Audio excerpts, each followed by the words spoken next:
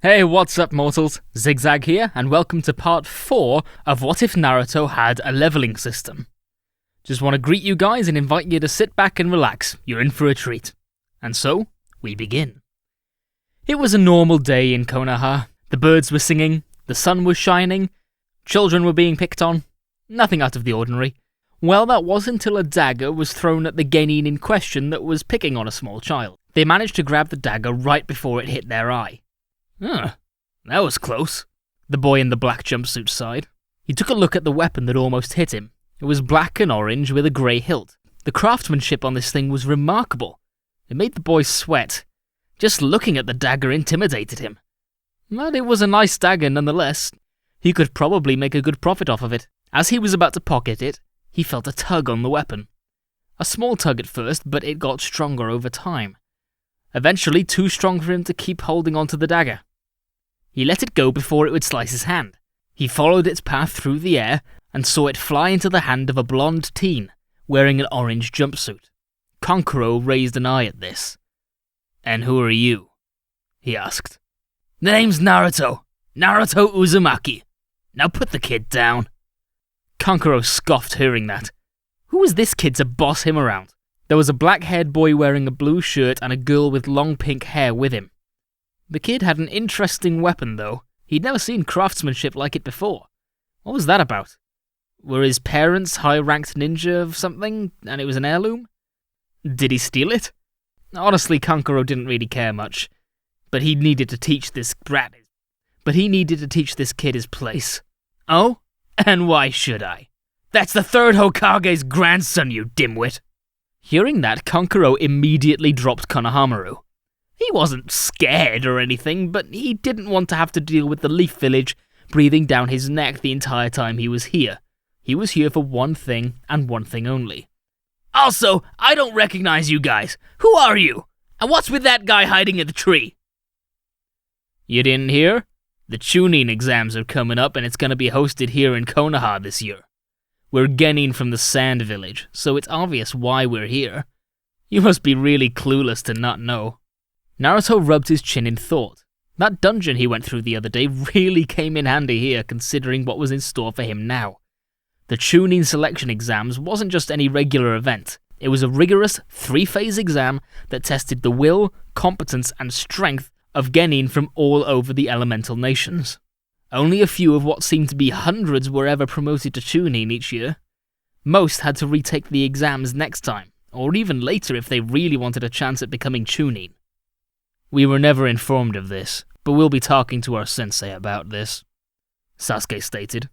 Kankuro was about to laugh at them and point out that there was probably a reason why they weren't told about the exams, but Temari held up a hand to cover her brother's mouth, signaling that he should shut up. Gaara stood within the trees, looking at Naruto and Sasuke. The black-haired boy had a cold rage within his eyes. He wanted to kill someone.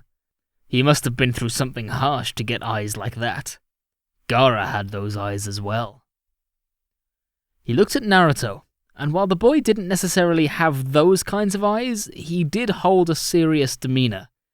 He seemed to possess a strange ability as well. Was he some sort of puppet master like Kankuro? No, that doesn't make any sense. He doesn't have any puppets on him. All he did was throw a dagger. That dagger almost hit his brother directly in the eye. And the way he pulled the dagger back was interesting. Just what was that ability? He would figure it out in the Chunin exams. They intrigued him. The pink-haired girl was of no interest to him. The six departed afterwards, with everyone going their own way. Konohamaru ran over to Naruto though, thanking the blonde for standing up for him. Naruto smiled and tousled the younger boy's hair, saying there's no need to thank him. He was just doing what any decent person would do. Sasuke muttered something about how decent people don't throw daggers at others' faces underneath his breath when he heard what Naruto had to say to the child. Team 7 kept doing some D-rank missions for a while until Kakashi revealed that he had submitted them into the Chunin exams. They were grateful to hear that he had faith enough in them to put their names forward. Now they knew what would be in store for them. They were determined to prove themselves for the Chunin exams. Naruto was determined to win. Even with the new assortment of abilities and increased stats he had gained from his last dungeon, the hardest one yet, he still wasn't sure if he could compete with every other genin of this year. Sure, he could take down a decent amount, but there would be genin from other villages as well. He had no idea what some of them were capable of. He wanted to get as powerful as possible for that upcoming day, so he wanted practice. He looked over to Sakura and realized that she would be a dead weight in the coming competition if she didn't get some proper training in. An idea popped into his head. "Sakura, come on, you're training with me until the Chunin exams," Naruto ordered. He grabbed her by the arm and started dragging her away. Sakura struggled to get out of his grip, but it wasn't working. She demanded that Naruto let go of her, but it fell on deaf ears. "Why do you want me to train with you in the first place?" Sakura asked. Naruto paused for a moment. He used to have a crush on Sakura, but ever since he started going into the dungeons, his heart wasn't really that swayed towards her anymore. But that didn't mean that he no longer cared for the girl. He turned to look at her. "Sakura, in all honesty, you are the weakest link of the team. You're a decent kunoichi, but compared to Sasuke and I, you might mess around and get yourself killed in the Chunin exams. I don't want that to happen, which is why I insist you train with me," Naruto replied. Sakura didn't really like that answer. It actually made her quite angry. Naruto had no right to call her weak. She managed to muster the strength to break out of his grip right then and there. She was about to hit him in the noggin, but Sasuke stepped in with his own 2 cents. "He's right, you know." Sakura stopped when she heard this. "Eh?" "You're the weakest kunoichi I've ever met, Sakura. You hide behind the two of us too often when there's an actual threat, and then act all high and mighty when the coast is clear. Even though I hate to admit it, even the doofus has proven himself capable in battle. Enough to give me a run for my money sometimes. Maybe. If you ask me, Naruto's being generous here, giving you the option to train with him." But Sasuke..." "But Sasuke nothing. Save it. I honestly despise people like you. If you don't want to train with him, then I suggest you find someone else who can get you prepared for the Chunin exams then, because I'm not gonna waste my time on you," Sasuke barked. Sakura wanted to cry, hearing all of the harsh words Sasuke had for her. She didn't want Sasuke to see her cry though. She ran into the forest instead. Sasuke didn't show a hint of remorse. "Did you really have to be so harsh?" Naruto asked. Yes, she needed to get it through her thick skull that she was nothing special. Even Ino has more use than her. If she doesn't want to get stronger from here on out, then it proves that she has no potential and she shouldn't have been made a genin to begin with, Sasuke answered. Sasuke turned around to make his leave after he said all that he needed to say. Naruto sighed in frustration. He supposed that what he had in store for the Chunin exams would be a surprise, even for his teammates. He only hoped that Sakura could become strong enough to really defend herself through the challenges that lay before them in the near future. Naruto reflected on what happened in his last dungeon while he walked home.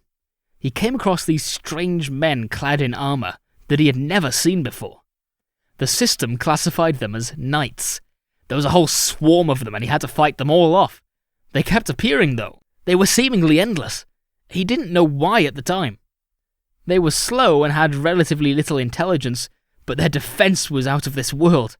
His weapons weren't getting through at all, so he was forced to use his shadow clones to smother them. The potions in his inventory and shop ability were restricted. There wasn't even a status healing when he leveled up. It was his hardest dungeon yet. Some of the knights within the dungeon dropped a couple of useful items though, like their chest plates, which increased his defense. They were invisible when he put them on, which was convenient. He would have had a lot of explaining to do if he turned up with them back at the village. He didn't have a lot of time to rest while he was in the dungeon.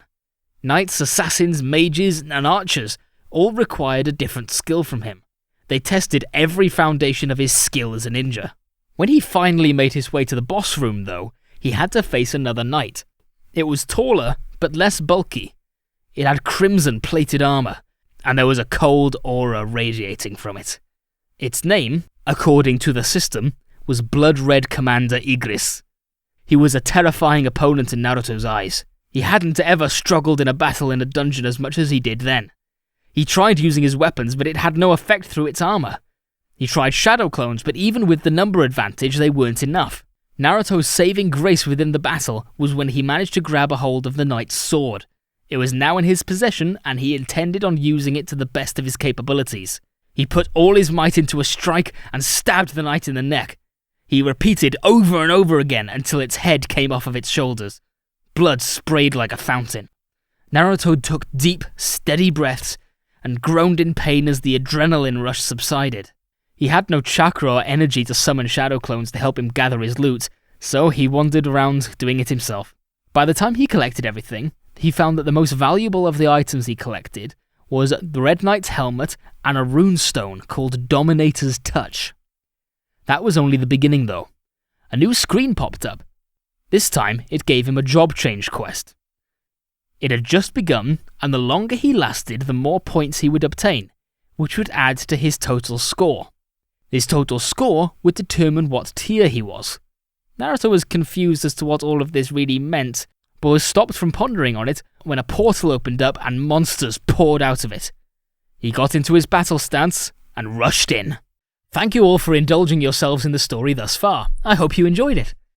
Now, there are a few things I'd like to go over before the video ends. First, we've got a primary channel called We the Celestials. We the Celestials does basically what we do here already, but their content is centered around the crazy world and lore of My Hero Academia. So please, check us out over there if you're feeling in the mood for a roller coaster of quirky content. We also have another relative to our channel, Anime Deep Dive. Anime Deep Dive goes deep into the facts and lore of a wide variety of anime. It's sure to expand your weeb knowledge for all kinds of series, guaranteed. I'd like to let you all know on behalf of We the Celestials that I'd like to thank everyone involved in the production of today's awesome content. Their details will be in the description below. If you're perhaps interested in what we do here at WTC, then I would like to extend an invitation to join the team. The only caveat is that we only accept members over 16 years old. You can find us on our Discord, which you can locate in the description below. Our Discord is an all-round fantastic place to be.